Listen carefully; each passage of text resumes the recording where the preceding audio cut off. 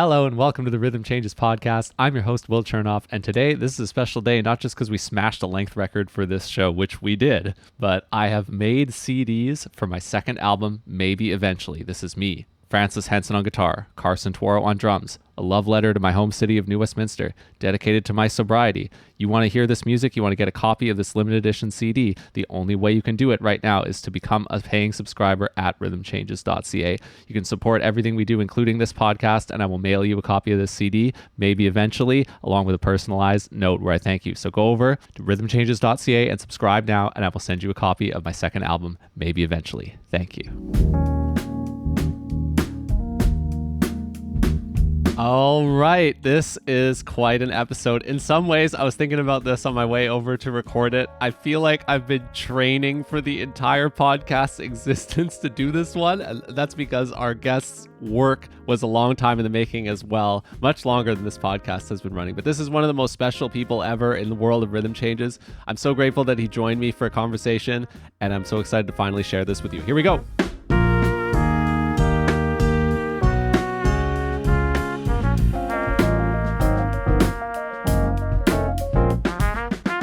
Our guest today is the author of Journeys to the Bandstand, 30 Jazz Lives in Vancouver, which is the newest essential book about our community, and it profiles the personal stories of a couple dozen people and more who are mentioned along the way, personalities who you might know in the scene. You might have lived alongside them, depending on which years you were active, and then plenty of people that everybody can discover more about, things that they wouldn't have known before, or people's entire stories that you haven't known before. And he is a wonderful person to have done this because he has written about Vancouver jazz in places like the Vancouver Courier, the Georgia Straight, and many more. He is one of my biggest inspirations at Rhythm Changes, so please welcome to the podcast, Chris Wong. Hello, Will. Thanks so much for being here with me and talking about the book and more. Yes, thank you. Yeah, to lay it all out, we have been interweaving things that we have done recently. We have copies of your book in front of us. My name is on the back of the book because you asked me to blurb it, so that was fun. Thank you. I just gave you a copy of my second album, Maybe Eventually, on CD, and your writing is on the back of my CD. So we traded off on that one because you wrote the liner notes to that album. So thank you. The tangled web that we weave. Yes. When I have told people about your book and I have to describe you very quickly in one sentence, I have taken to saying that currently with Rhythm Changes, I'm doing an amateurized version of what you did over 20 years ago. Is that a fair characterization at all?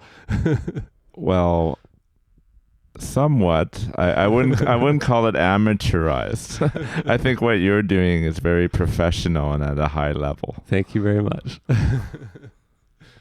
I know that you wrote even in a column format where you had a regular column about the scene. It was called In Sync. Is that right? That's right. I had a column in the Vancouver Courier that ran every 2 weeks. And it was primarily about the local jazz scene, but I also wrote quite a bit about what they would call world music. And I would usually feature one artist in each column and then have a number of other items. And they just essentially let me write whatever I wanted to write about. And it was a great way for me to cover the local scene and to feature a lot of the musicians who are actually in this book. So that was an important time in my writing career. So what was that time? I mean, on one hand, there's just the mundane, like which years did you run it for? But what can you tell me now about that period of time when you were doing In Sync? What was it like? So I think in the scene, it was kind of a pretty pivotal time because I started writing it in the late 90s, and there were some venues on the scene, but not a lot. We had lost a few. There were a few that had come along that didn't last that long. And so we really needed some kind of central focal point. And along came Corey Weeds and The Cellar, which opened right in the middle of when I was writing that column. Okay. So there was a lot of material for me to write about, not only the artists that were coming, but some of the sort of news or information about how the club came together and how it was doing in its first years. And the first years being the opening, and these are laid out in your book. You even included a chronology section. There's a foreword, there's your author's introduction, then you have a chronology of important dates at the very beginning of what is a hefty book and what you've said people describe as a tome, which I love. Everybody loves a tome about the community that they love. But the opening of Corey Weeds' Jazz Cellar, that would be the summer of 2000 through the year 2001 and onward from there. So you had started writing your column in the late 90s through this period of time. That's right. So I'm quite lucky, really, in a way that I was around at that time and just observing and seeing, this new club and other places as well that started emerging at that time. So I feel like in the early 2000s, things just started picking up. There were more options for musicians, more opportunities. So it was really cool for me to be able to watch that. I can't decide if I want to rewind or fast forward from there to ask about whether or not you think that's just cyclical and that it'll always keep churning like that, where you'll feel like things are coming up or that you feel like it's a bit of a lull. Because I have a very limited time frame. My history begins after that, so I haven't seen too many cycles, if that's indeed what it is. But I have come to feel, especially because of how vibrant things are right now, and we can talk about that later, but I have come to feel that the particular period of time that I came of age in, which would be the early 2010s, early to mid 2010s, as a contemporary of your son Miles, who I've played with many, many times, I have come to look at that period of time as a lull time, if I think about the cycles. And now we're on an upcycle or we're at a plateau of some sort for sure. But early 2000s, the opening of Corey Weeds' Jazz Cellar, we feel like that is a time where things are riding up. Do you feel like there is this natural wave and there's this cyclical aspect to it? I don't really see it as a cyclical thing. What I lay out in the book is that there have always been strong players. There's never a lack of high level musicians. But in terms of the strength of the scene, there's something that happens every now and then where people coalesce around a venue, such as a cellar, and musicians coalesce in different ensembles. And then there are individuals that just have that passion and that drive that really helps to bring the whole scene to another level. And Corey was one of those people and still is. Tim Reinert right now is another one. You are another one. Thank you. So that's what I try to lay out. I think I do that just overall with the book and also I think in the introduction and in the conclusion, just this kind of balance between the overall cohesion of the scene and then these kind of visionary individuals who help bring everything up to another level. Yeah. You write in your author's introduction to the book about the individual nature of the jazz journey as a concept that you've identified, where you say this music in particular is driven so much by individual expression, by people's individual stories, and therefore it fascinated you to write a book that focused on those personal stories and what you called your obsession with them, as opposed to trying to tell a straight history or chronology of the community. You felt that pathway toward the stories of going into the personal side of it with each person matched some characteristics of the music, right? Is that kind of how you're feeling when what you were expressing in the introduction?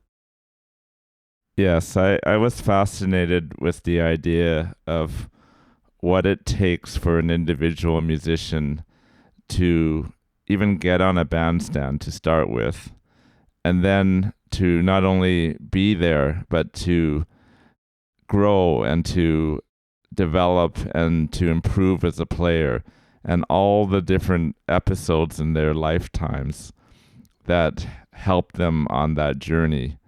And some of the musicians that I wrote about are from the earlier eras, from the 1950s. And they didn't have the same path that maybe most musicians do now. Because back then, a lot of them did not go to a music school. They learned on the bandstand. They learned by playing records and playing along with them, and just the old school way of learning how to become a jazz musician. And then now we're at this point where I would say that most musicians that are playing on the scene have gone through music school. Is that fair to say? Even if some have tried and failed to complete it, like myself. Okay, that was not a comment on you, by the way. But sure, I mean, if you think about that's where the people are. You know, if you think about the 50s, where are you going to find the people? You're going to have to find them at the original cellar. And the key personalities who made that possible are subjects in the early chapters of your book. And they're some of the most important people in the whole history of our scene. But if you think about where the people are now, they're at and around the universities, whether that's as students or as faculty who are then going out and playing at other places, right? Right. So my point is that all of these individuals have done different things in order to get to the bandstand and to actually play at a high level. And sometimes or at times in their lives, it may be, quite, steady progression.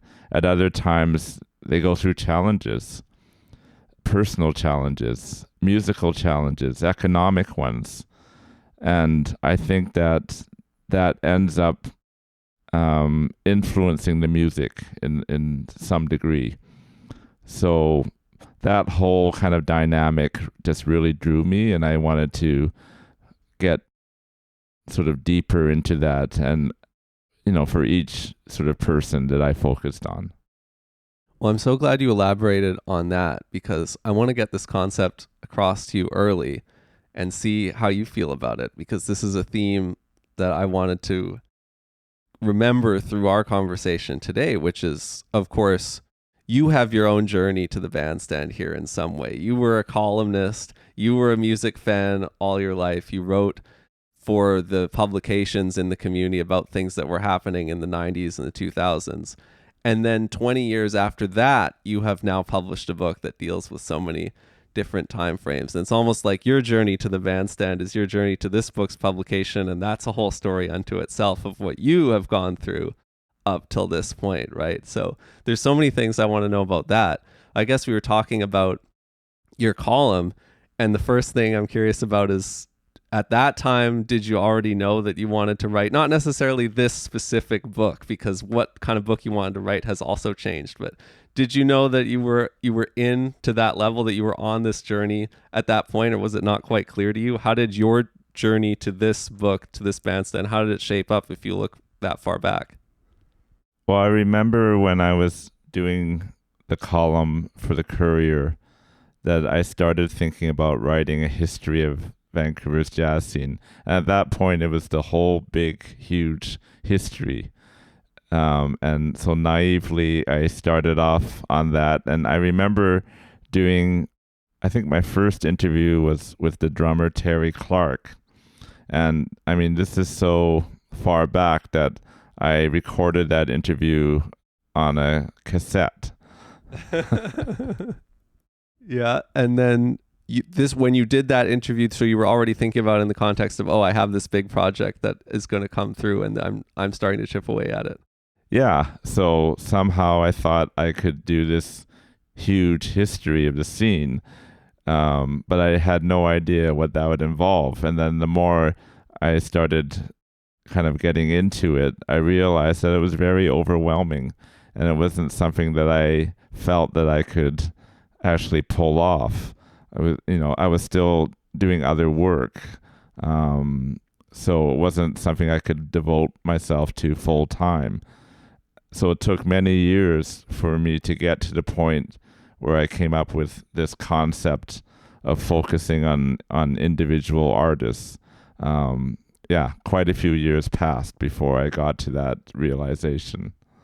Was there a person, whether or not they ended up as one of the book chapter subjects, where it unlocked for you and where you found out that this was going to be the final format? Well, I think meeting John Daw was very critical for me because, at that point, there was also another concept, which was writing about the two sellers, the original seller and Corey's seller. And then I kind of changed my approach when I saw Marian Jagel's book on the original seller, which I knew about, that, I was quite aware that that was coming together, but I was stubbornly still interested in writing about the two sellers. But then when I read her book, I realized that she had covered the original seller quite thoroughly. And I realized what it resonated with me were the individual sort of stories and character of the artists that I had started to interview. And John Daw was one of the first. And it's just so interesting with John, in my mind, just, how I saw him, because he is not someone who kind of stood out for his artistry in the same way, say, Brad Turner or someone like that stands out. Both trumpet players, but both fine players, both excellent players in their own way. John did not have the skills that maybe many trumpet players coming onto the scene now have, but he had this incredible soul and warmth in his playing. The few things that I heard recorded by him convinced me of that. And on top of that, he was a real character.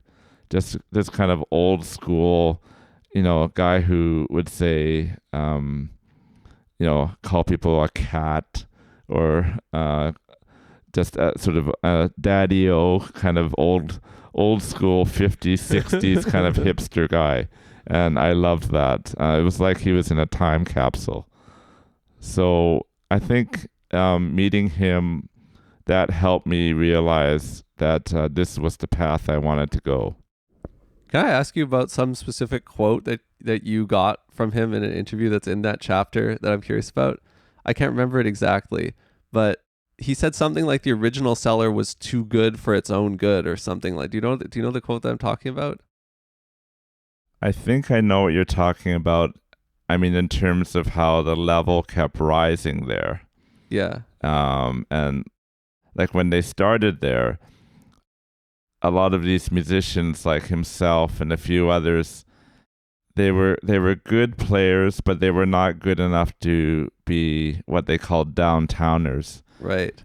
To play in the big supper clubs, to get the CBC sessions.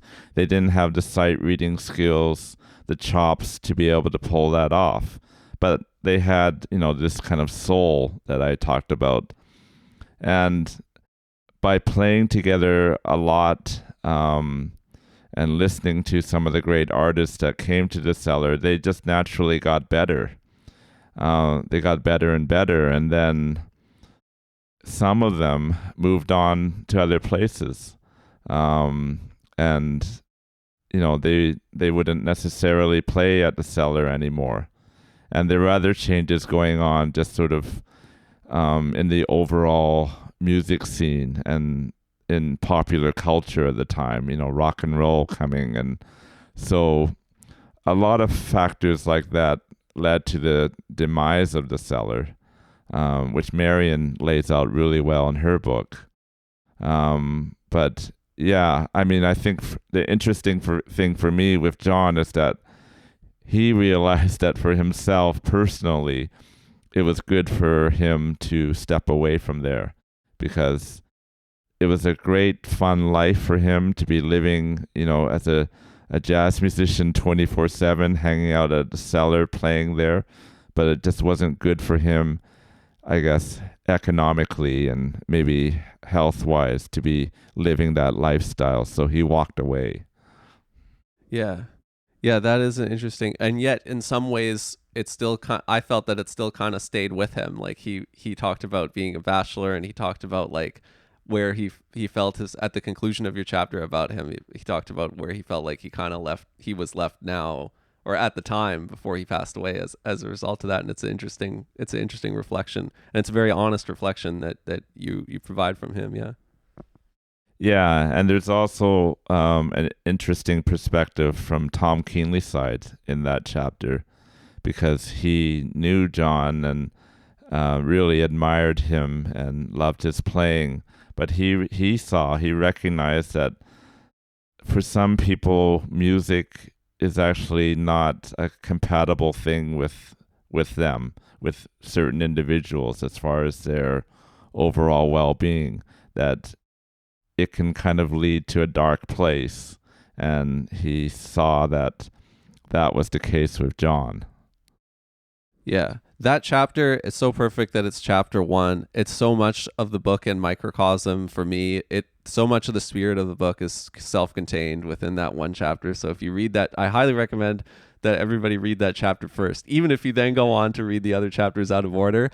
I mean, there were to be honest, there were a couple of chapters back in the day when I got to read the book for the first time, I wanted to jump to some of the people who I had lived alongside, and I read those ones first. But then when I actually read the John Daw chapter, I was like, this is the microcosm of the book that is like, it's the perfect chapter 1.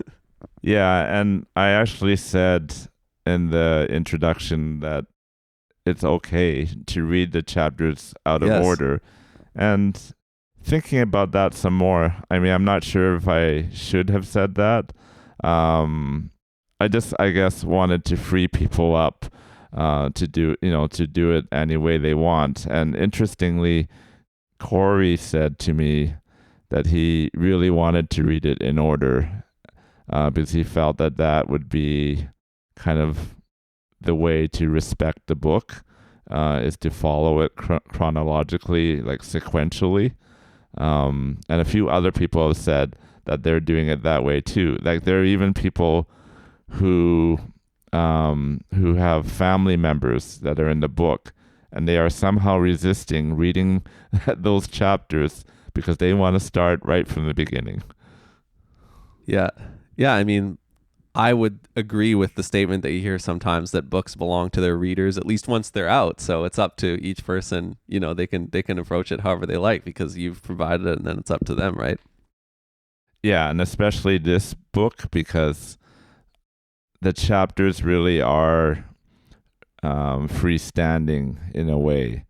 I mean, there is a line that you can see that goes through the chapters, but you're not missing out if you decide to read one near the end first. I mean, you can.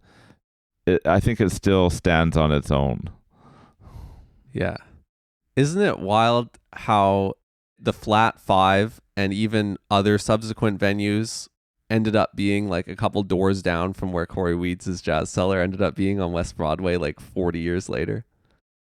Well, the part of the book that you're referring to, which is in the one of the two parts of the Corey Weeds chapter, that was a really important thing to me, to trace the history of venues in the Broadway and Alma area of Vancouver. I was aware that there were a number of venues there, but then when I looked into it some more, there were other venues that I didn't even know about. And I just thought it was fascinating that so many venues were in this kind of west side of Vancouver area, like far from downtown, where you would maybe expect more venues to be. But I loved learning, for example, about the Blues Palace, which was right, on Broadway in Alma that Tommy Chong co-ran. I read the newspaper articles about the Blues Palace, which said that it was shut down because the residents were concerned about rowdyism. And I mean, that was always the possibility with the cellar that, if they didn't follow sort of the noise bylaws, then they could be in trouble with the city. So it's like nothing changes really. Like when you try to have a music venue in an area like that that's near sort of a residential neighborhood, then not everyone would be a music lover who lives there. Absolutely. Yeah, I mean, I've always lived in this region my whole life. I have grown up hearing about how significant the policies that people would call draconian or refer to with the no fun city thing about bars and establishments and regulations that exist in Vancouver. I don't have too much perspective on how those actually compare to other cities and the policies that would have existed in other cities, but I have long heard, as so many people have, that there's a particularly challenging history about being able to operate a music establishment in Vancouver. What perspective did you gain about that from some of these venue stories that you're talking about and from the book in general? Well, there's some references in the book to during the original cellar days when that club and other venues, they operated as bottle clubs, meaning that it was not legal to serve alcohol, but people still wanted to have their drink. So therefore they would smuggle in a bottle, and there might be some mixer that was provided, and there was kind of a place under the table where they could hide the bottle. In fact, when I was at Tyrant, I saw a table where that was designed specifically for that. Yes. So, I mean, that was the case with a lot of clubs back in the day. And, so skip ahead to Corey's cellar. Yes, it was legal to drink there. But, I mean, in the early days, and I document that in the book, there were certainly some difficulties just with ensuring that the club conformed with the regulations of the city in different ways. And at one point, there was essentially a raid at the cellar the night when Kurt Rosenwinkel and Mark Turner were performing during the jazz festival, and in front of a packed house, in come the police, and I think there were some fire officials as well. And they sort of found a bunch of violations that Corey had to throw some money at to ensure that the club, would be conforming with the rules and still able to be open. You know how I learned about that story first? How I first heard about it? I want you to actually. Do you actually have a guess? There's a certain resource that I relied upon heavily pre getting to know people like you, where I did manage to learn about a lot of these things in retrospect. Do you know what I'm referring to? VancouverJazz.com. Yes, that is correct. So sadly departed VancouverJazz.com. That's a whole other subject. I don't know if we'll get there, but that could be a bonus time topic here. But when I was at CAP, which was 2013, I used to just read those forum posts like late at night, and I just learned a lot of the stories from that time period because, Corey was about the age that I am now, and he was posting his way through it. So it was fascinating that existed, and that I could have still, before the site went offline very, very recently, I could have still gone back and checked that out like last year. But 10 to 15 years after things happened, I learned about some of those stories by reading them there directly from the people. Well, I was certainly reading the site heavily back in the day, and when I was writing for the Courier, and up until the time when I was researching and writing for this book, I used it a lot as well. Yeah. And like you say, like up until maybe a year ago or less than a year ago, it was still available there. Yeah. Yeah, it was an interesting thing. It was much more than what Rhythm Changes is in a lot of ways, because on one hand it did host in a different sort of way, not in a streamlined. Now we're getting into the nitty-gritty of this, which is fine. I am nerdy about it, and I know you are too. It was like Rhythm Changes and more, because it did exist as a sort of publication, because it kind of had a front page, and it did kind of link out to other people's interviews that they did specifically with musicians that got published there. And it linked out to some of your work as well that was published in the Courier. And then there was the whole forum side to it as well. And that was before the social media exodus. They would, around the time that I arrived at CAP, they all deserted the place and went to Facebook exclusively. And then this archive of information was just not accessible as much anymore. So there's a hard stop in when the information is retrievable by us there. Even while the site was still up, it really deserted itself around like 2010 when I first started coming up. Well, I think a certain generation of musician really participated in that site a lot. We could say Gen X, roughly speaking. Yeah, we could.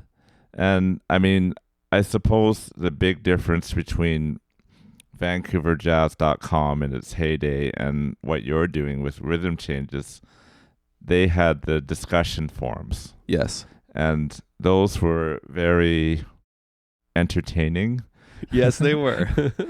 Because people could get quite passionate and sometimes quite cantankerous. So it was always somewhat fun, amusing to see people going back and forth. Yeah. But it's almost like I don't even have, even if I wanted to recreate that, I don't have it's almost like the digital geography is not correct for me to be able to do that, even if I wanted to. Because even if I wanted to try and recreate the best parts of that on my site, it wouldn't happen, because people have become accustomed to expressing themselves in other places on the other social media platforms, and you would not have the center of gravity to bring them all back to a place like that. It's not possible. In my opinion, it wouldn't be possible anymore. I agree with you. I think that style of discussion forum is kind of a relic of that era.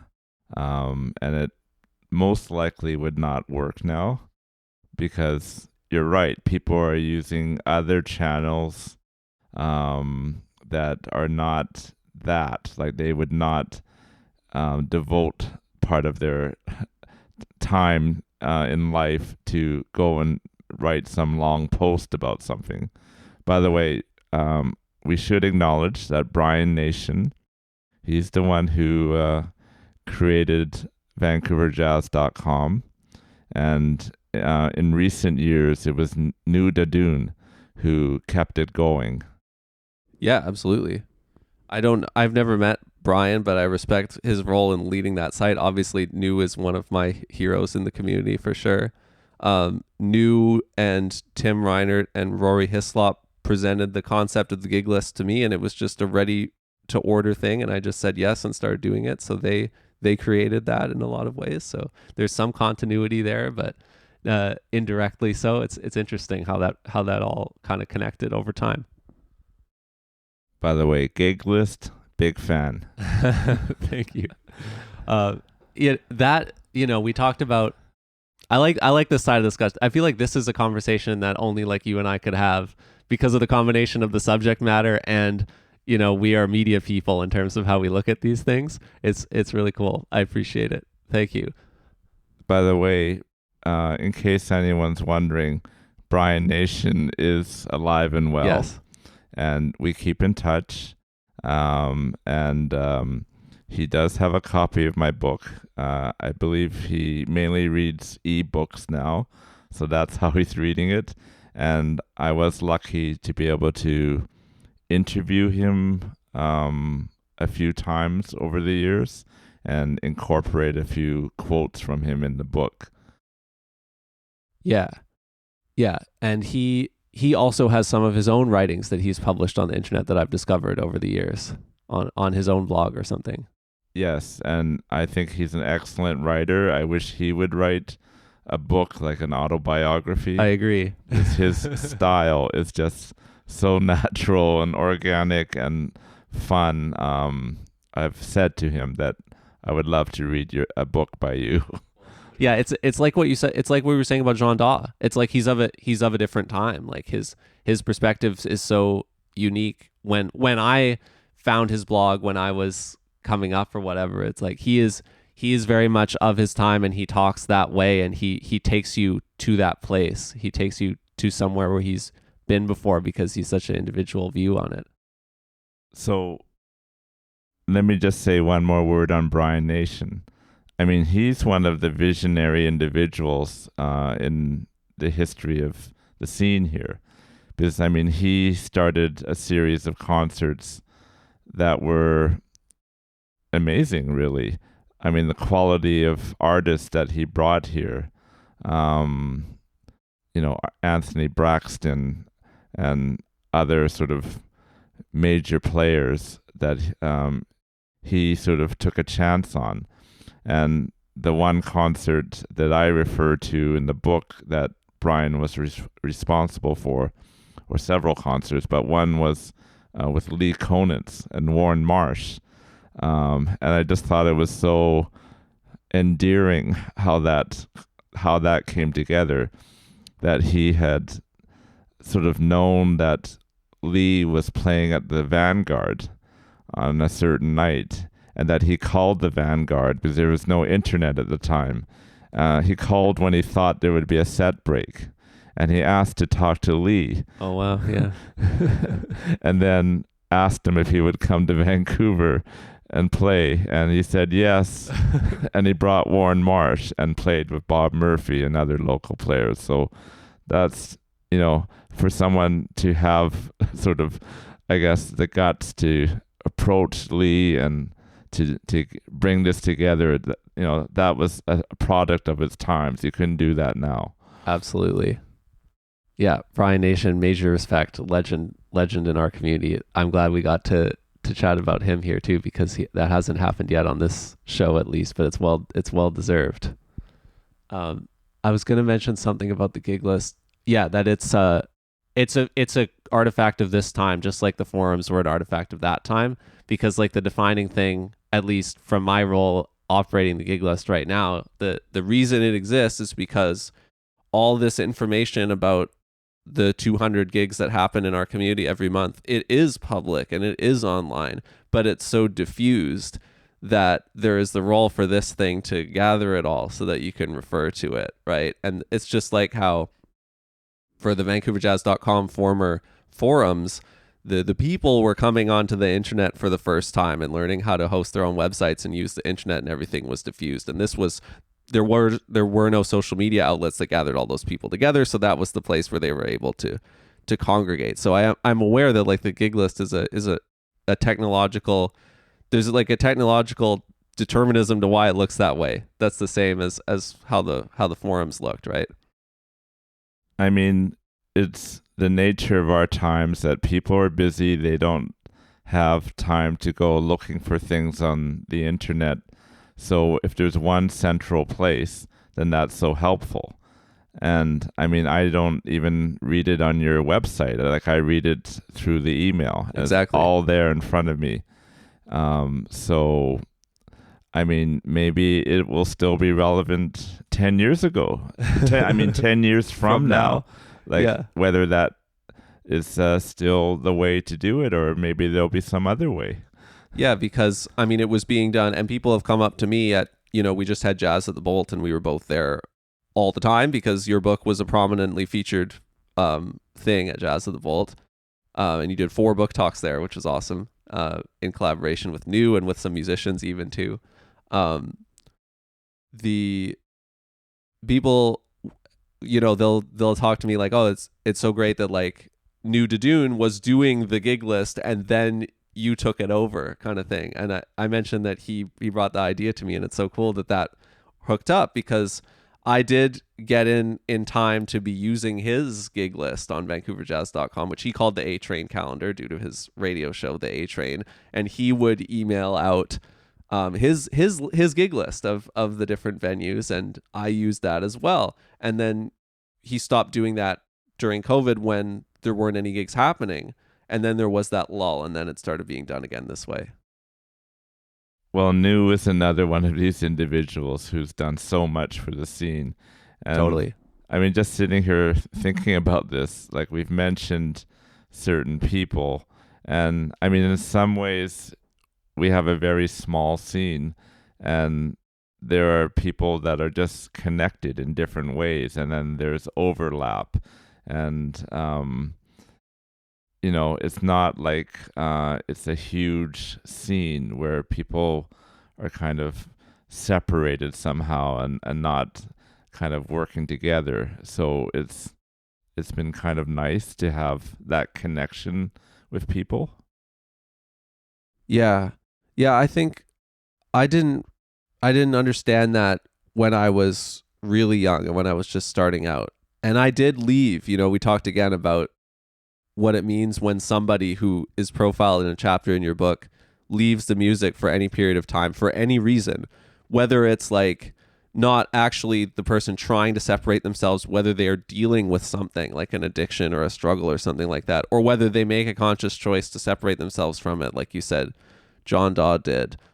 I separated myself from it for a good 4 or 5 years, and then Rhythm Changes was my way that I thought I could come back and try and participate again. So the reason why it felt so good to come back, and once that started rolling and I could participate again, was because I looked back and I realized that in my late teens and early 20s, I just didn't understand. Like, socially, I just wasn't there yet. Like, I couldn't see it. Like, I had been going to the cellar with my dad and hearing Corey play and hearing George Coleman and hearing those kind of early 2010s cellar shows. The Many Deeds of Corey Weed's cellar show, that was like my first time I ever went there. I was hearing those shows, but I didn't understand. Corey was just this guy, and I didn't know how to participate with these people and get involved with them. I just didn't know my place. I think that's a very common thing for when you're young and you're coming up in a community. But if you stick around long enough, you start to see it, is what I've realized. Like, all of a sudden, you just realize that they're there, and you can see how you can be involved. I don't know. That's an element that's probably lurking there in each person's story to some extent. Well, what you just described applies to me too. I mean, I was around, like I said, writing about the scene before the cellar opened, and then after the club opened. So I was there quite a bit and writing quite a bit. But then my life kind of evolved, and I was busy with work. Like I do communications work, and I was, I think, working for an organization, and I stopped writing the column for the Courier, and I feel like I missed some great music at the cellar. Like I don't think I heard most of, for example, the David Fathead Newman gigs. It's like mid 2000s, right? Like, yeah. 2004 on. Yeah. I missed a bunch of those, and looking back, like, those are exactly the type of gigs that I would have been there for sure. Like, there was no way in the world I would have missed it. But somehow, just because of where my life was at, I wasn't able to be present. So I think that's just something that happens with all of us, that, we go through these changes in life for whatever reason. But then eventually you come back to the music, and that's because we have the passion for it. I'll never forget this one thing that was on VancouverJazz.com from the interview with Andre Lachance that I remember reading. I don't know if you did it or if you remember who did it, who would have done this one. Do you remember? I don't think I did it. You don't think he did it? Yeah. There's one thing that he said that's just like seared into me, because I kept remembering it as something that was always so true. He's just like, no matter what happens, like, the music just keeps pulling me back in, and no matter what else I'm occupied with or where else I go, I'll always end up having an experience that like pulls me back to why I love the music, kind of thing. I remember he said that in that interview, and I just kept thinking of it again and again, even though it was such a little thing, because it applies to all of us and what we do. Well, I think there's a passage in my book. It's in the chapter on this jazz club owner named Carol Fox, that most people have probably never heard of. But she ran this place called Jazz Alley, not in Seattle, but here in Vancouver. And I start that chapter by talking about how like playing jazz, that it's kind of a thing where it draws you in and you have kind of no choice in the matter. It's what you're meant to do. But then I do a twist on that and say being a jazz club owner is also something that maybe some people are meant to do despite all of the challenges of doing that. And that kind of concept applies to a lot of people, and it applies to me. Like the notion of writing this book, like self-publishing the book, and then ending up writing a very kind of long book, and all of the challenges, economic and just the volume, dealing with that volume of work. That seems crazy, but there was nothing that was going to stop me from doing it.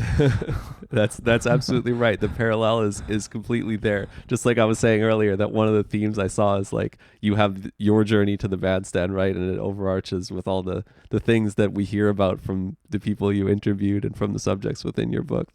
That's a huge part of it, because you don't get to this book and how full it is without that spirit. You just never would make it. You would give up. Yeah, and I mean, you can extend that kind of concept. Like, I love the quote from Bob Murphy in the book where he's talking about young players.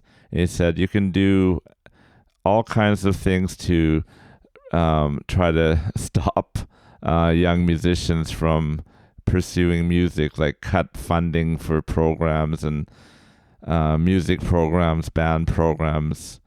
But it doesn't matter, because they're going to keep coming. They're going to keep wanting to play this music, and they're going to be good at it. And I just thought that was such a prescient quote from Bob, because this was before this period that we've been going through now, where so many young players who have a pretty evolved concept, I feel like, in their playing, and who have a very high skill level as well. That suddenly, like after COVID, I realized that there were so many of them. And I kept thinking about what Bob said when I realized how many good young players are on the scene now. And this is the obsession of rhythm changes, for sure. So you're doing what you're doing at a great time. Oh, yeah, I'll talk more about that. Yeah, for sure. I mean, there was no better time where this could have happened. Like, I mean, okay. When did you first become aware of rhythm changes? You don't have to give me a date and stuff, but what period of time do you recall that you became aware of it? Under what circumstances? I'm very curious. It's very relevant to what I'm about to describe. When do you recall when you became aware of it, or in what place or in what circumstance? I mean, I think I was pretty aware of it not long after you started it, but just gradually it got into my consciousness that not only do I need to read what's in Rhythm Changes, I need to become a paid subscriber. For which I'm very grateful. Yes, you're. And no, Will did not pay me to say that. You are one of the people that I couldn't do it without. That's I'm saying 100% that true. On my own volition, because I mean, you need to support people. I mean, these things, gig lists and whatnot, do not just come together magically. So yeah, it just gradually kind of got into my head that this is really important, and I want to read everything that comes out, and I want to support it. Well, thank you very much. It's an honor. I started writing at the website rhythmchanges.ca, basically into the void with pretty much no audience for a year and a half before the gig list. This goes back to the summer of 2020 was when I first started doing it. And at first it was just a hobby soapbox of any music business related topics that were on my mind. I just started on Substack as the easiest way to start it. And then I turned it into the website when I started doing the podcast. Substack actually has podcasting built into it now, but it didn't at the time.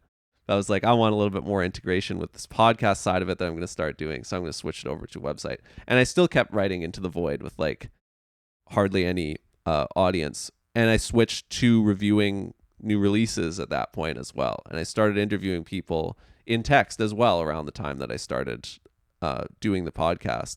So there was this entire year and a half. It was like a training wheels version of Rhythm Changes because there weren't hardly any things to cover and I had nobody reading. So I could just go out there and pick off the one or two things that were happening in my community per week and just do those.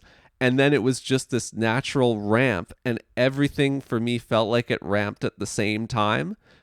More gigs started happening. More people started reading.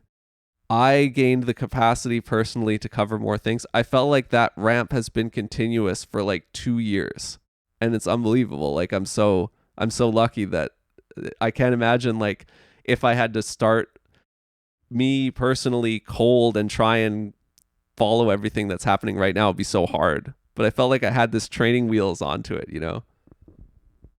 Well, I think that there's been this confluence of factors. I mean, first of all, you have the musicians, these players who have really got their concept together. Faven, Gordy, countless other musicians. And then the opportunity for them to perform somewhere that Tim has contributed so much in that area. Corey continuing to do what he does. Tyrant, various venues. I said before that, maybe things aren't cyclical, but I mean, let's just say that they are. Well, we're definitely at that phase where there are just way more options. Yeah. And I think I can say that fairly accurately, just knowing a bit about the history of the scene, that that there were some down times. I mean, there have always been challenging times for anyone who wants to run a jazz venue. I mean, so many venues have come and gone. They're in the graveyard of jazz. The venue I grew up in is no more, which I've discussed at length at Rhythm Changes with David Blake himself. That I had a place where I felt like I grew up in one venue and it was around for 10 years and now it's not around. And I know exactly which venue you're talking about, Tangent. Yeah. Which I have so many fond memories of. And David did a great thing there. That was a wonderful scene, a wonderful hang. Food was good too. But it gave an opportunity for musicians, and especially musicians kind of a certain generation. Of Miles, your son, and my generation, for sure. Yeah. Yeah. So you can't sort of underestimate the value of something like that. And you realize it even more when it's gone. Yes, absolutely. Especially when it's gone so unceremoniously. Yes, I did read you can read David in his the own real words. Story behind that on Rhythm Changes. There's a reason why that's the most viewed article to date. Yeah, for sure. David also said, I remember on our early podcast episode, he said like, oh, if I had a Tim Reinert in my life when I was 19 years old, you wouldn't believe how many gigs I would have been playing, which I'm sure is also a common sentiment. Well, David was very kind to do an interview with me about Natasha D'Agostino, and that helped me so much and gave me insight about Natasha. That's just a really important chapter to me, and it's right near the end of the book. In fact, it's the last chapter for a reason. Yeah, it was It was the last chapter I read. I waited like a month, honestly, to read it after the rest of the book. So yeah, but it's it's very special that it's there. Um, you did a book launch event on February 20th. You did two sets, sort of. You did an early show and a late show, and I know in the early show, uh, that was a special moment around that very emotional, very recent history involved in the book, and you have a very certain role in that story, and you have embraced that role. You talked about it. You could talk about it to whatever extent you want on this episode, but it's there in the book for people to check it out, and I appreciate, because that's the story that's happened during the time that I've been around on the community, the way that you handle it so much. I think how I approach the story of Natasha is that many people knew her and loved her, and admired her for so many reasons. Just her nature as a human being, and of course her music. And when she passed, it was what the community was focused on and talking about and remembering Natasha. And then what I thought was that over time, yes, people will keep her in their hearts. But will her story still be out there? Will people know about her? Will younger generations know who she was? So I just decided that I needed to write this story, to document it. And I say this in the chapter, like, no one appointed me the biographer for Natasha. I just kind of set it out as a mission for myself to make this happen. And I know Natasha's parents from going back a number of years, because my son Miles went to school with Natasha, and we would see them at concerts at CAP quite regularly over the years when they were in Nightcap together. So I had a connection with them, but I really wanted to be respectful and to not sort of disturb their peace. But eventually we talked, and they were just so supportive and helpful. And then to see them at my event the other night, just, it got me really emotional, just realizing, what this moment meant. Yeah. There's something in particular just about that story that is unique among the 30, and it doesn't apply to the other stories in quite the same way that you navigated the way that you dealt with that. Yes, there are other people in the book who passed away. There are people in the book who passed away at an advanced age after you interviewed them. There are people who went through very serious struggles in our recent memory and who are around and playing today and who are profiled in the book. But that one had a confluence of all the things that made it so that you would have to navigate in that certain way. And I'd really respect the way that you handled it. Thank you, Will, for saying that. And I was just I'm happy that I was able to document some just really sweet moments in her lifetime, in her career. Like, for example, I was able to interview a musician named Christopher McBride, who lives in New York. And Natasha just sang one song at a very famous club in New York called Minton's, and Christopher was leading the gig there, and I did an interview with him about what that was like. And even though they only performed together that one time, she made a huge impression on him. And, they kept in communication, and they were probably going to do some more together, more music. But it was just special for me to be able to find out about like what happened that night at Minton's and to be able to include that in the story. Yeah. Yeah. I feel like, I'm so honestly, as to host this episode has been a highlight on my calendar for a long time that I've been looking forward to. And the number one thing that I was thinking about when I was on my way here was, how are we going to navigate this chapter?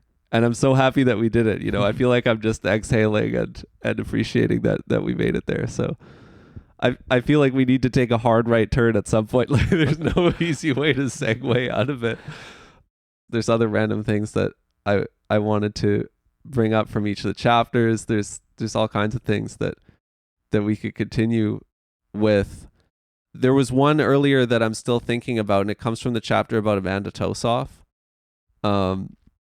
And you describe it very well in the chapter. I'm curious what else we can reflect on about this. I love the way that you phrased this. You phrased it in such a concise way that sums up so many other kind of conversations I've had. I did a limited podcast series with Corey called Jazz Office Hours, where we did a bunch of Q&A, and he still does a bunch of Q&A now, where he answers young musicians' questions about how to book gigs and things. And what you related in this chapter about Amanda Tosoff, I remember exactly the two words that you said. I don't remember the entire context off the top of my head, but you talked about how established musicians in a scene have unspoken expectations for younger musicians. And you identified that in the 2000s, Amanda and her peers, which included Morgan Childs and other people, these were people like older than me, I guess, who I missed because then they left town. They went to Toronto before I came up. But you identified that they met those unspoken expectations very well, and that they were very successful in that scene of its time, playing at the Cellar, selling it out at a young age. And I know what those unspoken expectations are. I'm very familiar with them, and I think that's a topic that so many young musicians often have questions about, and they don't know. And they have to. I've had too. You have your hard knocks where you learn what they are, kinds of things. Is there anything else that comes to your mind when we think about that topic of these unspoken expectations within the generations or within the scene? Yeah, I think I know what you're referring to. I mean, at that time, Amanda and Morgan and other musicians who were connected through CAP, they were coming up and they were starting to get more gigs and starting to get more high-profile gigs, like at Corey's Cellar. And I mean, the expectation that their teachers conveyed to them was that that's great. If you're going to play at the Cellar, that's going to be wonderful for your development. But if you're going to play at the Cellar, you better have a show together that is well rehearsed, that's high quality, and that you're really giving the people something. And they understood that. And there's actually a bit of that in the Natasha chapter as well, because there's some discussion from David Blake about what the dynamic was like in the band that Natasha had with David and Paul Reshka and Bernie, as featured on her album. Exactly. Yeah, and that Paul talked about David talked about how Paul could be quite sort of, he had high standards that he expected from other musicians that he played with, and that was something that Natasha was, I think, maybe initially intimidated by, perhaps, or that she felt it. Let me put it that way, that she could feel that. And she asked herself, like, whether she was meeting those standards. And in the end, I think she really appreciated that type of approach, because she learned so much about, how to get herself to the point where, it wasn't, well, there was an earlier reference in that chapter to a gig with David where she didn't really have her act together as far as, her repertoire and what she wanted to do, but she still pulled it off because of her talent and her just intuitive sense for singing a song. But then later, when she was doing her own album, she knew, and when she was doing more high profile gigs, she knew that she had to have it all thought through, and to be ready for that moment. Yeah, I guess what I extrapolated after I read that was I realized these things, like you have to give something to the people. It has to be well put together. There's so much packed into that. Like, it's when you're in the audience and you're listening to it, whether it has it or not. But if you're the musician who hasn't done it yet, you have no idea how much goes into that.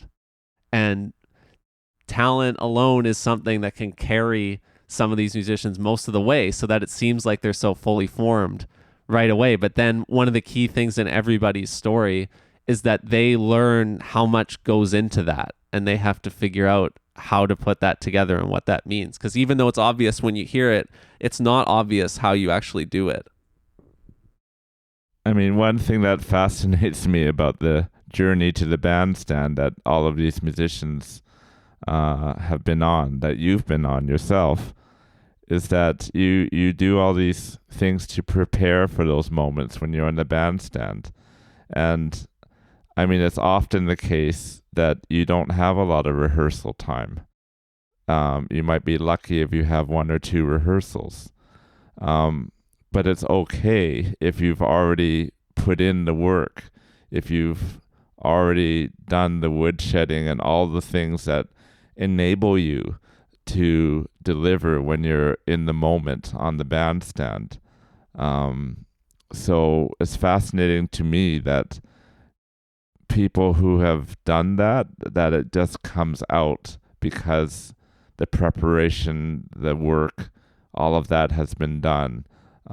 It just somehow comes out, and it's not magic. There's a reason why it comes out, but it does actually work if you've put all of that effort in. Yeah. And I think one of the key chapters in my memory, when I read it, that I feel like I was around for it, that we haven't mentioned yet, is Jody, Jesse, and Tilden. And, they were fully formed for me when I started to follow the community, because they were the de facto house band at the Cellar. They were playing with the international band leaders who would come through, and they had all done that, such to the point that, Steve Caldestad can kind of become their instant friend and instant best collaborator, because they saw each other and they both recognized that was there. And yet, when you read that chapter, they were not always 100% confident, that they could deliver at that level. I mean, they had to definitely go through a lot to get to the point where, they could essentially be able to play with anyone. But in the early days, like the notion of playing with Charles McPherson, it could have been very scary. I think Jody may have even used that word, to play with someone of that stature. Yeah, you have a block quote of her describing how she felt in anticipation of it. Yeah. Right. Yeah, I think she said something like that she had this vision that Charles would take one look at her. Complain to Corey. And yeah, is that really, like, Corey, is that the best you could do? Yeah. And it turns out the answer is yes, huh? Yeah, and in the best way. I just love seeing kind of her process, Jody's process of I think I called it self-actualization, through all the experience, all the years of playing, where she just became so comfortable, with herself, and being able to play with all of these like great people and play with anyone really. Yeah. Jody and Jesse are the two musicians who were the most significant to me in my very first years in terms of active performers on this Vancouver jazz scene of the early 2010s who I could follow around because I had the connection through knowing the Prosnick family, which introduced me to both Jody and Jesse. And Jody was one of the first people who introduced me to the upright bass. I could watch her playing with famous jazz musicians who were coming to town, with Jesse too. Jesse was the first person whose gigs I started going to because I knew Jesse through Kelly Prosnick because they were married. They got married around that time and they are married. And then that introduced me to that world. At least what I now understand is the straight ahead jazz side of the community. I became acquainted to it very fast because Jody and Jesse in particular were so accessible. And because Jody, with the bass player student relationship, Jody is still, and at that time, what I really remember is how vulnerable she was always willing to be in relating things to students. She was always talking to us about how she felt at particular times and how she overcame those things just by course. And it was really inspiring, the combination of what she had accomplished and how vulnerable she was willing to be about what happened along the way that really got me going. And I think that that's something that's somewhat evident with a number of the musicians that I wrote about. I mean, Corey has always been willing to be very honest about some of the challenges he faced.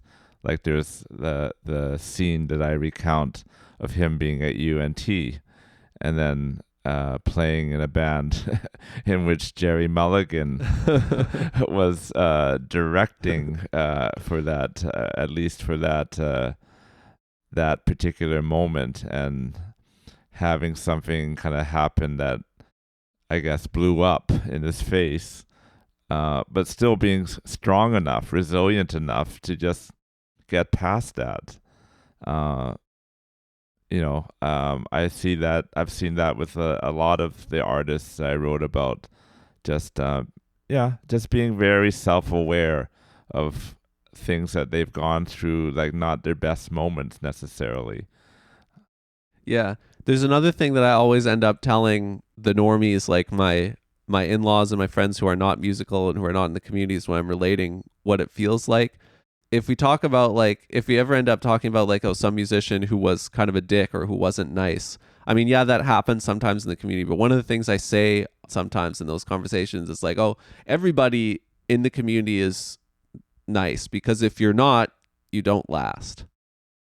And that's not 100% true, but I felt like it has been true enough that I have kept saying that over the years.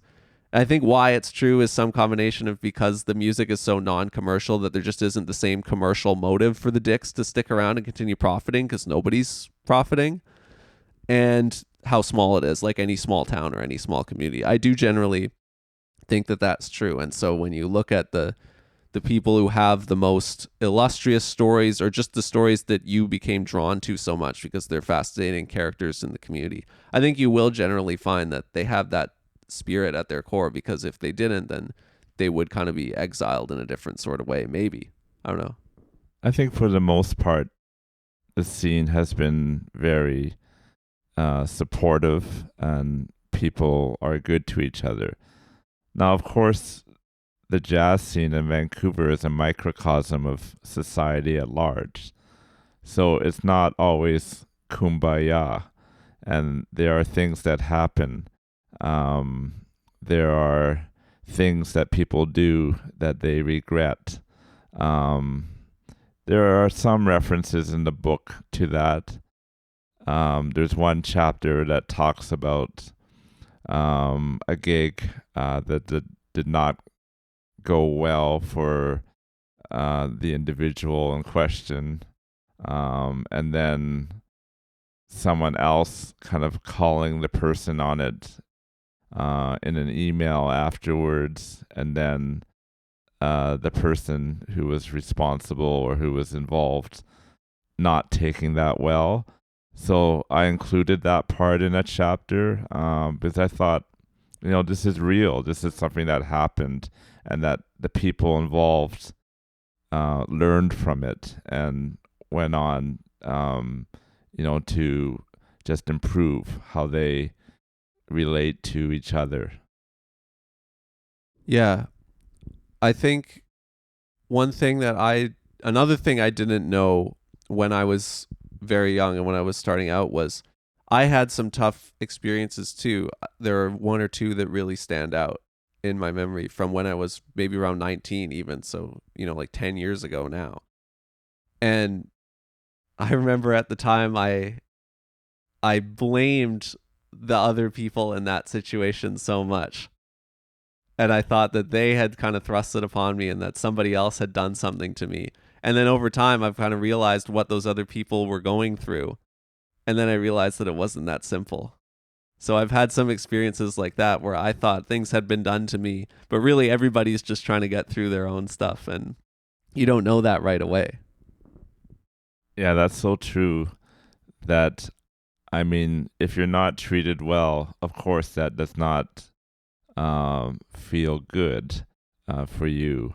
And you have every right to not be happy about that and to express that.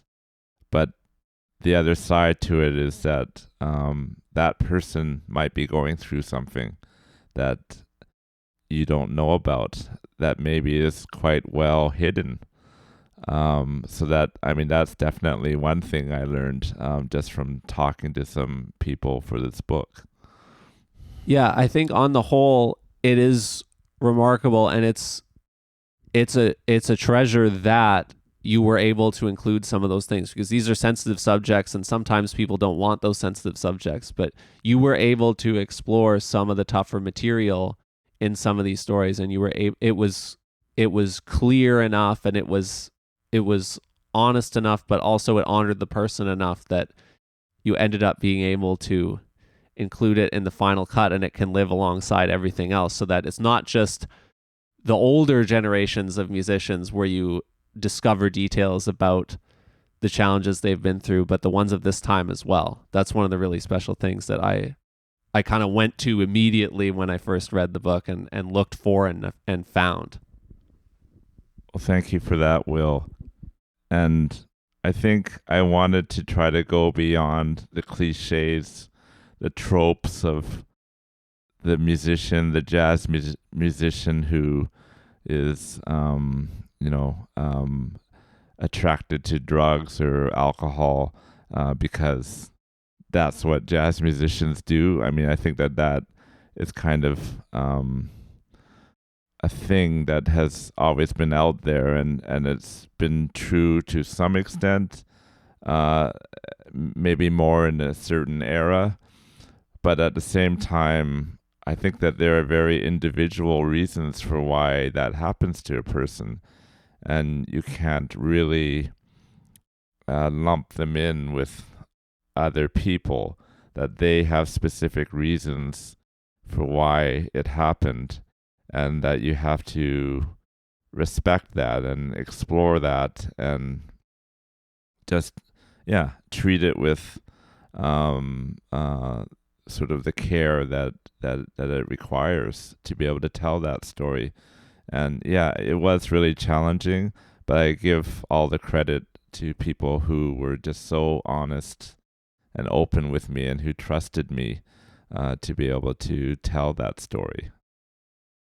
Yeah, I also enjoy the way that the book interacts with other materials, many of which we've already talked about. Like you talked about the separate project of chronicling the two cellars that you discovered.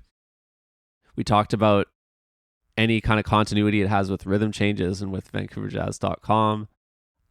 You talk about that with Rick Kilburn, and you're like, oh, there was a documentary made about him. You talk about that with like the chapters about the US musicians and, you know, how their profiles relate to the community.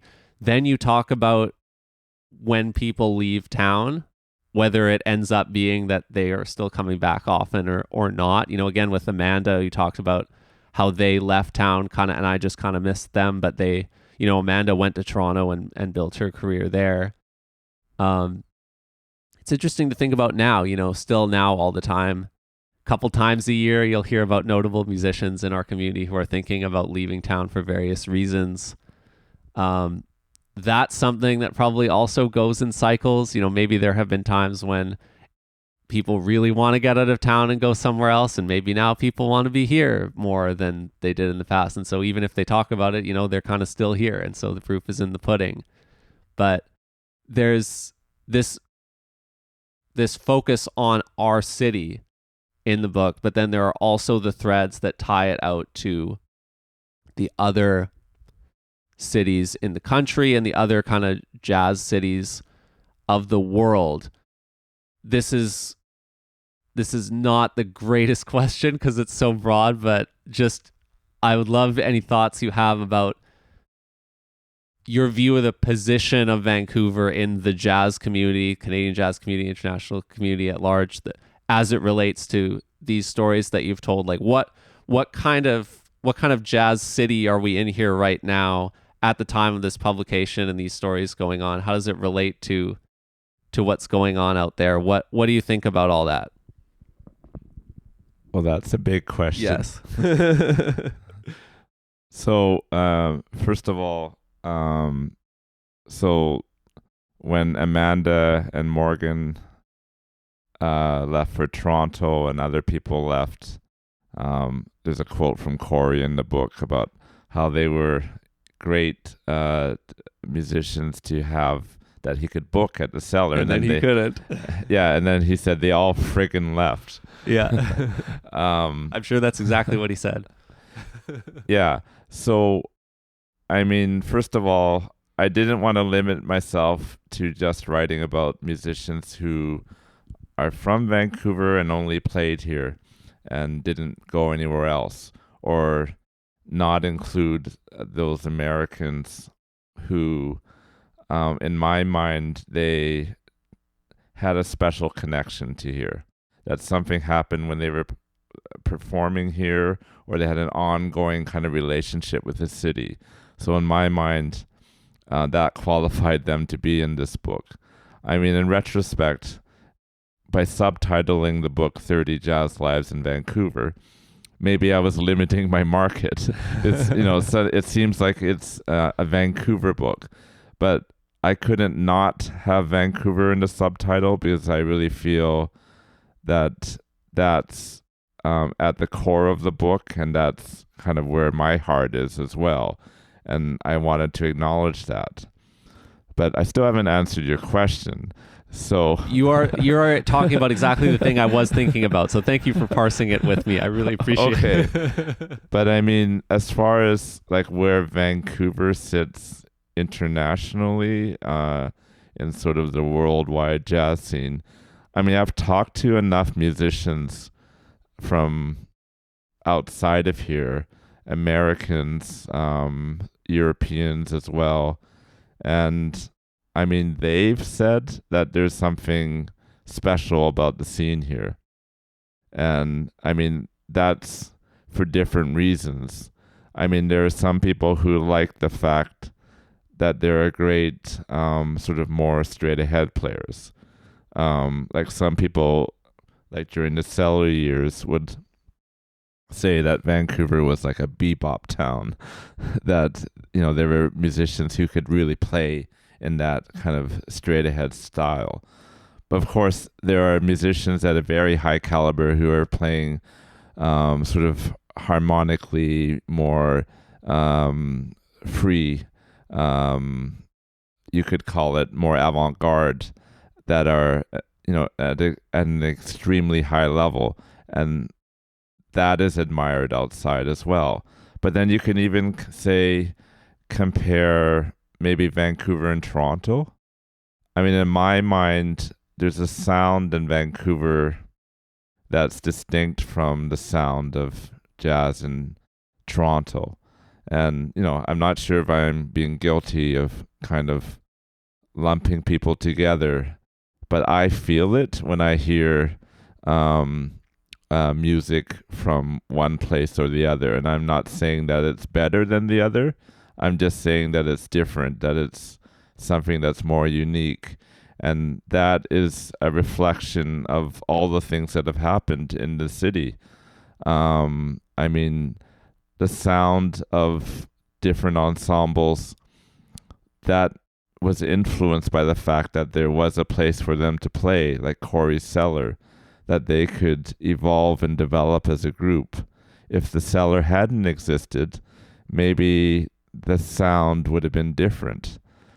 So, I mean, I think that Vancouver has that uniqueness. Like, it's not just an empty slate. Like, there's something here that is Vancouver. Okay, I think I can see, thanks to where you brought that, I can see what I was trying to get at.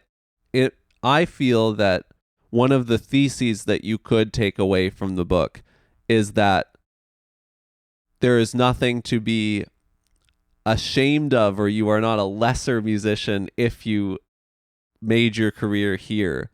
It is a rich community unto itself, and it did interact deservingly with the rest of the world. And there's no, you don't need to have any small town syndrome about it. This is a rich community unto itself, and this book's testament to it. I feel like that's a thesis that you could take away from the book. Do you agree? Yes, I agree with that. And I mean, there's a little bit in the book too about some players who wrestled with that. The idea of, well, shouldn't I be maybe in New York? There are other musicians from here who have gone there and who have done well. Is that something that I should be doing, or have I missed out somewhere? And I think in a lot of cases, people come to terms with that and they realize that they have a very rich musical life here. The combination of performing and teaching and doing other things. So, yeah, I mean, I think that is a thing that some people go through, but it's not the case. I think that that you haven't made it if you're not in New York. Yeah, and there have always been real links to New York and to other places, always, and they show up in different decades through your book, with Art Pepper coming here, Mingus you mentioned, Ornette Coleman coming here multiple times in multiple different decades. In recent decades, all the people who Corey has brought here, the depth of the Cellar connection to New York as manifested in Jazz at the Bolt now on an annual basis, and in the programming at Frankie's on a monthly basis. Like, there are real links to other places here, and it is not isolated unto itself. So that even if you do choose to live here, you are still a participant in the global jazz scene, and you haven't missed out on that. And every time there's been that kind of infusion of like music from someone from somewhere else, that impacts the scene, that influences individual musicians playing together with musicians from elsewhere, or just listening to them. I wrote about Bob Murphy in this book, and he had the good fortune to open for Ornette and Herbie Hancock. And he described what it was like to listen to Ornette at this club that was called the Old Cellar. And he said it was like getting it injected into you. Like, it was just that kind of elemental and vital, that the music just got right into your system. And, that couldn't help but affect him. Yeah, there are also some people whom I've become even more grateful that we still have them so much today. When I saw them being quoted in the book so much, think about Tom Keenley's side, right? Another person who has been a huge motivator and supporter of me at Rhythm Changes. The fact that he played last weekend at Jazz at the Bolt, and he's quoted in the book talking about things that happened in the 50s and 60s, and he's still out there, and you can still hear him live, and you can still chat him up. And the identification of some of these people who are so much those living links is a key aspect of the book for me, because it makes me so thankful that I can still go and talk to these people today, right? And there's many more of them too. I was so fortunate to be able to interview people like Tom. I mean, my connection with Tom goes way back. I mean, one of the early music articles I wrote for the UBC student newspaper was a feature on Tom Keenlyside. And That's so great. I kept in touch with him over the years. And then for this book, I mean, he turns up in several spots. There's a chapter on the guitarist Jim Kilburn and his son Rick. Tom had played with them, so he gave me some insight. The chapter on Bob Murphy, he was someone who played extensively with Bob. There's a quote from him about Corey, a bit of a controversial quote perhaps, but he turns up there too. So I mean, Tom is first of all such a great player, and I wish I had written this kind of more fully, but that his playing on this Bob Murphy album that I referred to, like his playing on flute, is just so I don't know, it just affected me to hear that on this album by Bob that was kind of forgotten, that not enough people knew about this music. So it's just an honor to be able to talk to Tom and then to include his perspectives in the book. Yeah. And I also realized, because now my main thing that's spinning in my mind is like, okay, who are the people who are in the book who, like, their names haven't even come up, and I've thought of a few of them. It doesn't mean we have to cover them all, but there's still so much to find in there. So Ross Taggart passed away during my 1 year that I was at CAP. I did get to know him barely.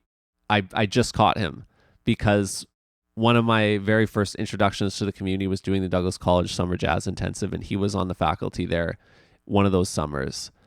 And so I did get to start hearing him, and I did get to chat with him just a little bit, but I didn't have in my memory how much of a connecting person he was there too, because he also shows up later as somebody who was a significant mentor for the generation after him, and he has such strong links to the generation before him too. So that, and obviously he's on the first Cellar Live record, and so that there's always that kind of immortalized aspect of it as well in the community. But I had respect for him then, and it's only grown in retrospect, and I wish I could still hear him, but I did get to hear him, which I feel fortunate to have. Well, I've said that all of the chapters in the book are equally special to me. But I mean, that chapter was really important to me to be able to tell his story, because he was such just a really outstanding member of the scene here in so many different ways. And it was just tragic that we lost him at such a young age as well. So I really wanted to be able to tell his story and to talk about like you said, like he had these connections to musicians that were older than him. Like he played with people like Linton Garner, but then he played just a lot with his contemporaries, with Bill Clark, with Hugh Fraser. There's that album that Bill put out on his Bandcamp that was like recorded in 1992 where they're playing together, like at that time. Yes, and some of the stuff that Bill's been putting out There was a performance in Montreal, the Jazz Festival, and I listened to that before my print deadline, and I incorporated some thoughts about that, just how, what I thought about where Ross was in his evolution. So yeah, I was managing to squeeze some things in just before it was too late.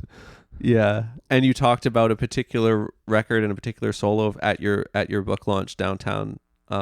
You've been reading different excerpts from the book at your different book events, and I remember you talking about that one, and I enjoyed that section where you identify a solo of his.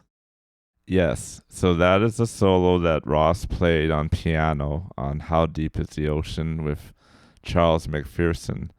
And I don't even know if I can even explain how that solo has just mesmerized me, and that I've listened to it hundreds of times. But there's just something about it that just keeps drawing me back in. And this solo just keeps kind of bringing you to some place that Ross could take you to. And just when you thought it was over, that there was no more to give, he gave more. And that's why I started the chapter with that, and I've highlighted that in some excerpts that I read, because it just meant that much to me. Can I just bring up some moments like that I have from the discography of this community, and just see if you have any reactions, or if you also know what I'm talking about? I've got a few that I can think of right now. The first one is not by a local musician, but it was basically the first thing I ever heard, the first Vancouver jazz I ever heard live, and then when I heard it on the record, it matched. And it's like, okay, yes, I do have this document of this very first thing I heard. It's a Joey DeFrancesco's solo on Going Down from The Many Deeds of Corey Weeds. I think it's track 2, I think. I'm so glad that is on that album, because that's like the very first thing I heard the first time I ever walked into Corey Weeds' jazz cellar. Well, I believe I make reference to that tune in Corey's chapter, and oh yeah, and that tune always gets me. It's just so. I mean, if you can use the word catchy, and I don't mean in a commercial way, but it just grabs you, that tune. Like it's just a killer tune, and it's something that you, like the Ross piano solo that I mentioned, like I keep returning to that tune with Joey D. Yeah. Also, it's track 1 on the very first Brad Turner Quartet album. The album is called Long Story Short, and the track is called By Surprise. I don't know why that one caught me so much, because there's a lot of Brad Turner Quartet tunes from the different albums that I really enjoy, but that was one of the first ones I heard. I remember when I checked the CD out of the VPL, Vancouver Public Library Central Branch, and when I put that on and when I listened to that track 1, I love that tune so much that I wrote my own tune that's a very close imitation of it. I did my first album with the trumpet, piano, bass, drums lineup because I was so inspired by that band. So that track still hits for me, and it was released over 30 years ago now too, but that's definitely one of them. If I had to pick my one Brad Turner Quartet track that I could listen to, it would be that one, and it's like the very first one. Well, I think it's a very individual thing. Yeah. And it's very hard to kind of explain, like, why is it that track is the one that keeps drawing me back? But I mean, I like that happens, that it's different for everyone, that there are different tracks that really speak to us. Yeah. I have my tune that's called Nomads that is very closely inspired by that one. If you end up listening to those back to back, you'll probably be able to hear that. And then there's the whole album, the early Cellar record, the Bruno Hubert Get Out of Town, I still think is one of the greatest Cellar albums ever, even though it was such an early one. There's a track on that album called For Dan. That's like a ballad sort of, or like a 3/4 tune. And I love that one. I love all the different places that that he takes it. It just captures so much like the playfulness of Bruno for me. Yep, I know that tune You know that well. one? Yeah. And I mean, I could probably point to a number of tunes on that album that keep drawing me back. Yeah. I mean, there's just a sound, a style, just a uniqueness to the way that Bruno played on that album that is, to me, like really extraordinary. Yeah, like I don't know. Obviously, that was a while ago, and I don't have a reference point for when they made it or when they performed it because it's like live at the Cellar. But like on the track one, the arrangement it kind of like starts and stops, and I just have no idea like how they did that, like how they decided to do it that way. Or it feels like it just kind of unfolded. It feels so real and immediate the way that it starts and that arrangement is constructed. I know what you're talking about with those stops in that song. And that's a good question. Like, did they discuss that beforehand? Or was that kind of a spontaneous thing? I don't think I ever asked Bruno like how that came about, but it's so effective. Like, I mean, it works completely. Yeah. And then, yeah, and he was on piano for the last tune I mentioned too, obviously, Brad Turner Quartet situation. The tune, well, I mean, Jody's first album, Foundations, was a big album for me because that was like in the recent years at the time that I started coming up. But the tune called Arby's Line, that they all play in unison. That was just like, wow. That was like, I wanted to learn that right away. And their soloing on it is awesome, and they're just cooking along, and that album is great. But I go back to that tune a lot too, and I wrote my own tune that's a pretty close reference to that too. That's called Bridge Deal, as well. So that album still inspires me a lot. I like to copy people's tunes. And do you borrow the changes? Oh yeah. I like to copy the form in its entirety if I can. Some insights about the composition process from Will here. Yeah, I find that, I mean, I get to ask musicians these questions when I do articles. You have gotten to ask people these sorts of questions in many different media formats. I find that we as musicians, we are always very surprised when people ask those kind of questions. And in a way that shows that we appreciate it, because it means that the person really knows what they're asking about, right? But then you don't necessarily have a good answer because maybe you haven't thought about it either. So it's always a funny situation when you get the chance to ask a musician something like that. But it hasn't necessarily always been appreciated in my career. Yep. Yeah, that's true. I mean, that's a very, very good point. Yes. I mean, I would say that most of the time I've asked things like that, people have appreciated it, but you're absolutely right. That's not always the case. So there's a subtle reference in the page right at the end of the book about the author, which says that when I interviewed Dizzy Gillespie in person while I was still just writing for the UBC student newspaper, that it got tense. And would you like to know what happened? Sure. Okay, so first of all, amazing that a student journalist could get an in-person interview with Dizzy Gillespie. For the UBC student paper. Yeah, like that would never happen now. So I go up there. He was playing in North Van at this place that brought in a lot of pretty big artists. Like I saw Stefan Grappelli and lots of artists in this one venue. And so I arranged for this interview of Dizzy. It was going well. I think we were in his hotel room. I was there with the photographer. And then I decided to bring up something that I had read that Wynton Marsalis had said at that time, which was that he noted that some of the legends, the icons, were perhaps not contributing as much at that time. And he mentioned Dizzy and Miles. So I brought this up with Dizzy, and he did not like it at all. He got quite, I would say, angry about it. But the good thing, I suppose, is that he gave me some great quotes, some colorful quotes that, really helped the article.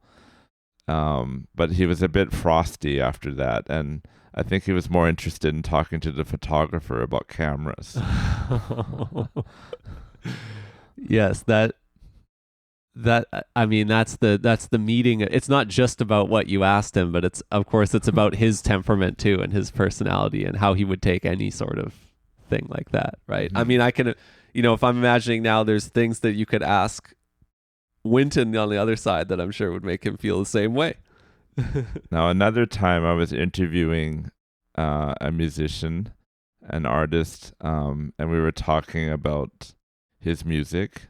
And he's from Africa, very well-known musician.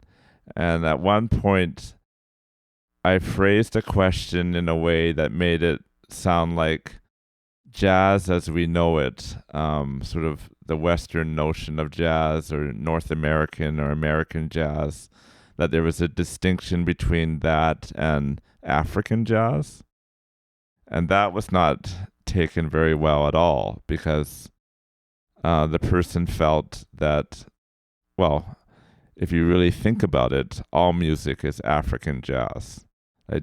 That's kind of the source. Yeah. But the person was so unhappy about what I said that he hung up on me. And that was it. That was the end. Yeah, that was the end of the interview. Did you have enough quotes to file? I think I was still able to write the story. This was for the Vancouver Sun. Oh boy. Yeah, that you know what? That hasn't happened to me. Not yet. You never know. Yeah. One of these days, Yeah. So I'm not mistaken, and you don't have to talk about this if you don't want. I'm just getting there because it's on my mind when you brought that up. You jousted sometimes with locals too. It's not just the international people. You were writing for a paper, and you would say things about people who were making music here, and they would respond to you. Well, there was one sort of thing that stood out during my career years, and that was when I wrote a column about that year's jazz festival. And I mean, this was at a time when the festival had more resources, and there were more gigs, more concerts that they presented compared to these days. And Ken Pickering was the artistic director at the time. And all I said was that we shouldn't call it a jazz festival, that it's a music festival.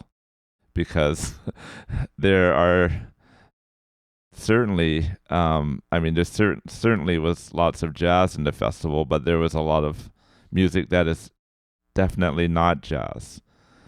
Well, that created a bit of a uproar, and Ken actually wrote a letter to the Courier in which he called me a pseudo jazz critic. And a few other people wrote letters too, but that letter really stood out. And that was just interesting.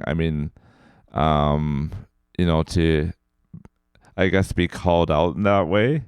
And I'm not sure if I had regrets about what I wrote, but over time, I think I had a sort of more refined view of the value of what the festival was doing, in terms of presenting, all very high quality music. You didn't mean it as an insult. I don't think I did at all. I can clearly say I didn't mean it that way. But I was being a little bit provocative just in phrasing it that way. And I do want to mention that Ken and I think over time made up. Like that we did respect each other. In fact, I mean, he lived very close to where we're sitting right now. In fact, he lived exactly 1 block away and with the same street address, but like the same number on a different street. 1 block away. Wow. Like, I think one time I received some CDs that were being sent for to him. and I walked it over. But I mean, over time, I mean, we were okay with each other, and I think we respected each other and appreciated each other. Yeah. There's 2 wild things that just stand out to me personally because of this gap where I left the community. I stopped participating and I went and I was in a band and played folk music, and then I didn't come back until Rhythm Changes. The one that I look back on and I'm like, oh man, is that I never met or spoke to Ken. I never knew him because he passed away in 2018. I wasn't playing at the Jazz Festival or involved in the community as closely when I was coming up to have gotten to know him. And I didn't get to know about his legacy and what he was all about until after that. Yeah, and he did so many incredible things through the festival and through the year-long programming. I mean, there were unbelievable concerts that happened thanks to him. And I mean, some people would say, that he had more of an emphasis on more avant-garde free jazz, but he liked all kinds of music. I mean, he was very passionate about Brazilian music. I mean, I think it's thanks mainly to him that Caetano Veloso played during one jazz festival. It was at the Vogue Theater. I was there. It was an incredible concert, and I was actually shocked that it wasn't completely sold out. So I guess like people who are younger, who are on the scene, like they might not know like how much the festival did back then. Like you would look at the programs and it was just huge. I'll put my hand up. I took it for granted. I didn't know. I didn't have the view into what all that meant. Yeah, definitely. And that speaks to the thing we were talking about earlier, but there are real international links. That's a part of that story of where a lot of those links were. And at a point in time, it was a major part of the scene that was punching above its weight. And I did interview John Arisic, who was part of the Coastal Jazz for many years, and he gave me some great quotes about, like, for example, in the Ron Small chapter, about the old cellar that Ron was a co-owner of, and just how cool it was that, he had programming there that ranged from like Ornette and Herbie and John Handy to like Tim Buckley, like sort of this seminal artist, who would end up dying a few years later, but and that there were people who were just so open-minded about music that would go to all of those types of concerts and not just limit themselves to jazz. Yeah. And then there's a whole, again, to talk about Amanda, there's a whole generation of players for whom Ken put them on at a particular time in the history of the scene. They always remembered like the opportunities that he gave to and people who are still playing here, like there's lots of people you could name, like Meredith Bates or Rasheen Adams, or those the people who are still kind of making creative music in the vein that Ken was operating in with the local side of the scene too. Like it's one of the distinctive feats. He really left his stamp on the festival forever in that way, because there's all these people who will continue to carry that forward, which is so cool. And there's also the whole high school jazz intensive. Yeah. And how that was really important for a lot of people of your generation. Miles and I's friends. I never did it, but I remember a lot of our friends. Miles probably did it. Hey, he did it. He did do it. He did it 3 years. Yeah. And a little secret here. It's not going to be a secret anymore, just so you know. So the first time he applied for it, so I guess this would have been his grade 10 year. I mean, he didn't know as many musicians at that time. And he played with me and my buddies who were like just this kind of hack band. Like so I do play music. We haven't talked about that yet. I am aware of this, but I was going to give you the opportunity to introduce it. He needed to get his his audition recording together, and we were like the band that played with him on his first submission. That's amazing. For high school jazz intensive. I can't remember. I think we may have played Chameleon. Might have been one of the tunes. Sounds about right. I don't remember the other tunes, and hopefully Miles will forgive me maybe for mentioning this, but it must have worked because he got in. Hey. Oh my gosh. Yeah. This is a side point too, but it is on that subject. I work best when I can put a chip on my shoulder and feel like I'm the underdog and feel like I have to work 10 times as hard just to keep up. I was granted that opportunity by the sheer volume of talent of Miles and I's cohort, because I couldn't get into anything.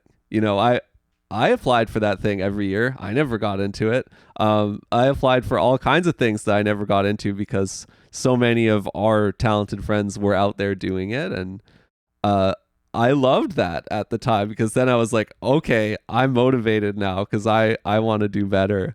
If I go out and I try to apply for something and I don't get it, it's like it really motivated me. So I really dug that.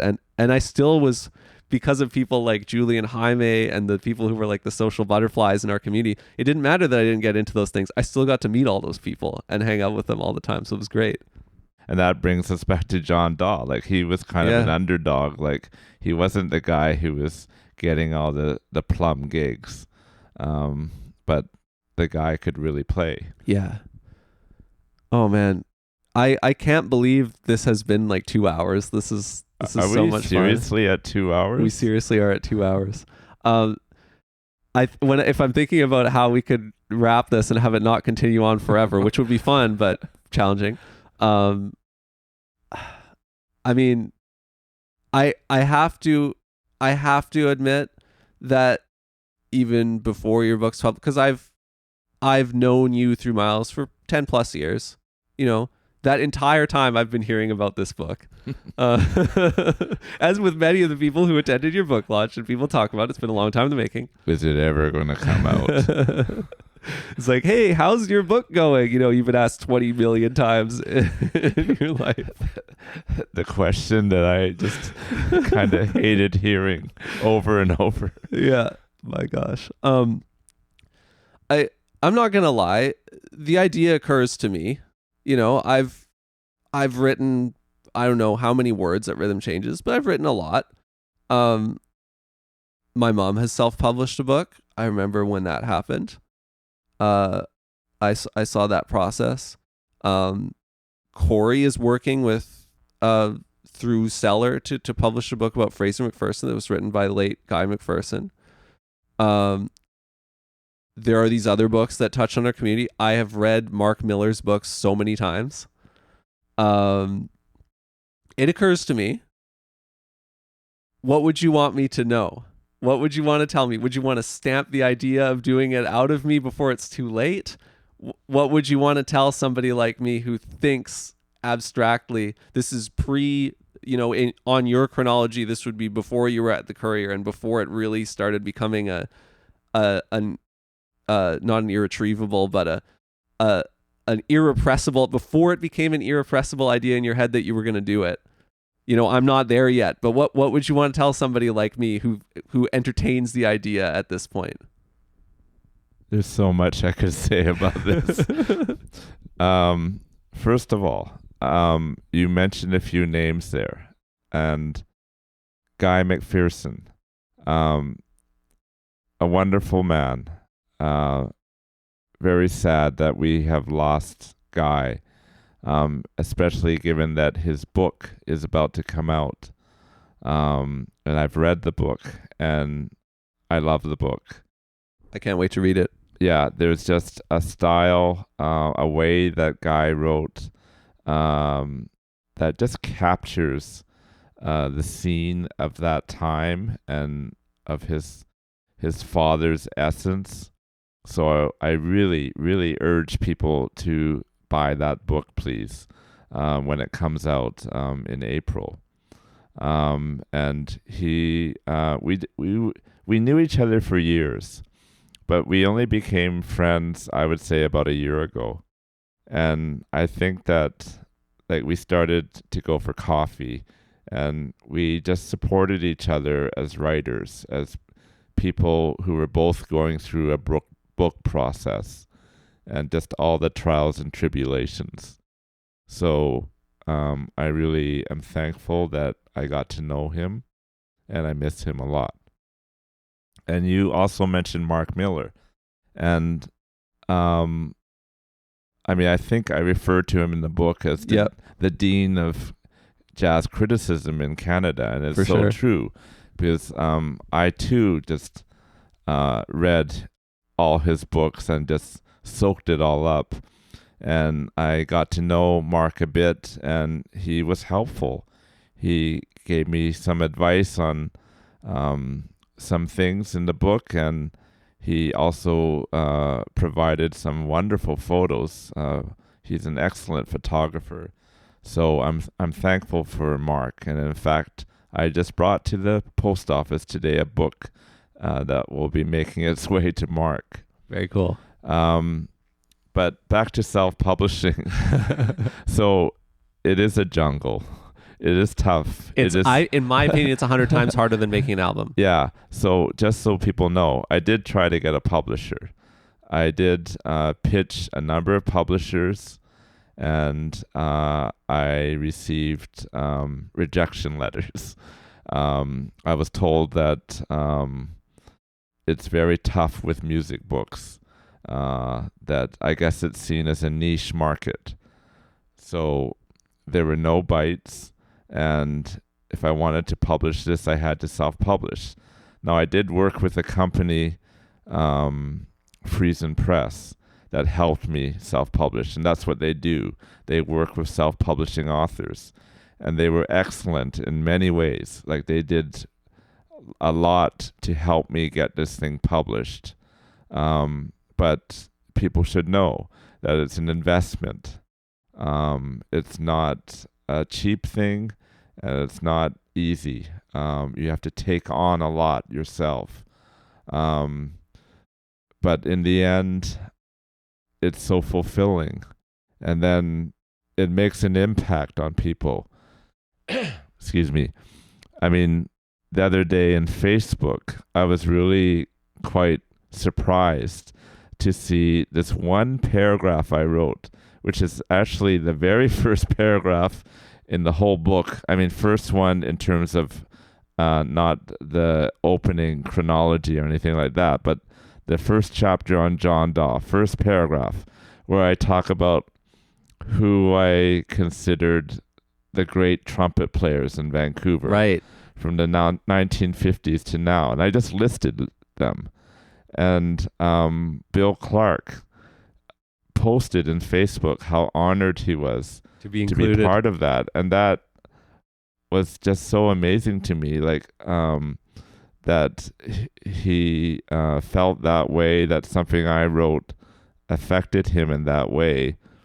And then another trumpeter from back in the day, who also read that and was also honored to be in the list.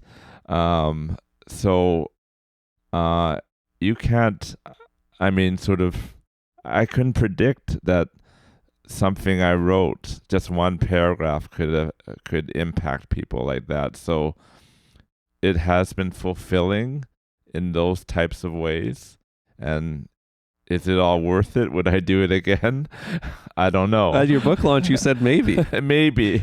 Yeah, I'm starting to slip from my resolve to never do this kind of insanity again. But I mean, you mentioned Substack. I'm kind of interested in going that direction, and maybe even doing a thing where I continued to do these deep dive portraits, but I kind of write them in segments and then kind of let the reader into the whole process of learning about an individual.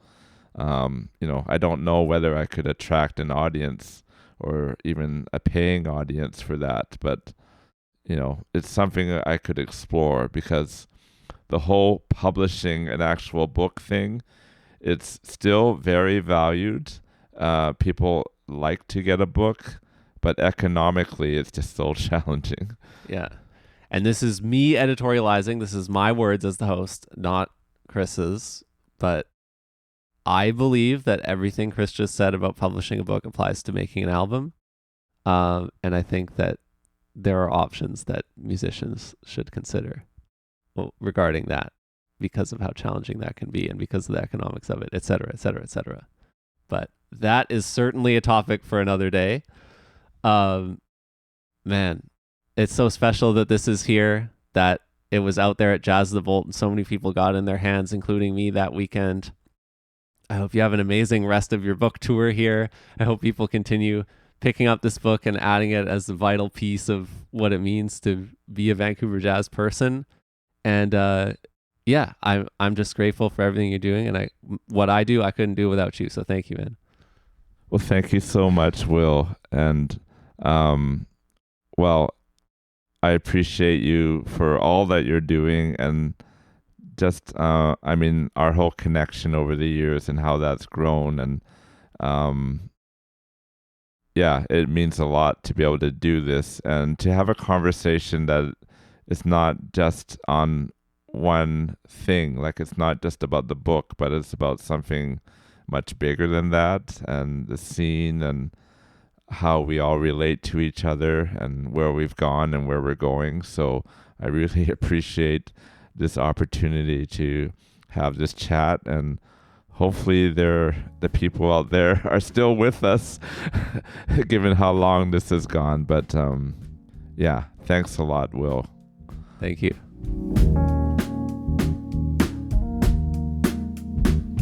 Thank you for tuning into this episode of the Rhythm Changes podcast. If you enjoyed it, go to rhythmchanges.ca and make sure you are getting the free weekly email I write to you every Tuesday about an artist, event, or recording happening in our scene. Become a member for free today at rhythmchanges.ca if you haven't already. Rhythm Changes is a Churn Off music production. This episode was made by me. I will catch you in the next one. See ya!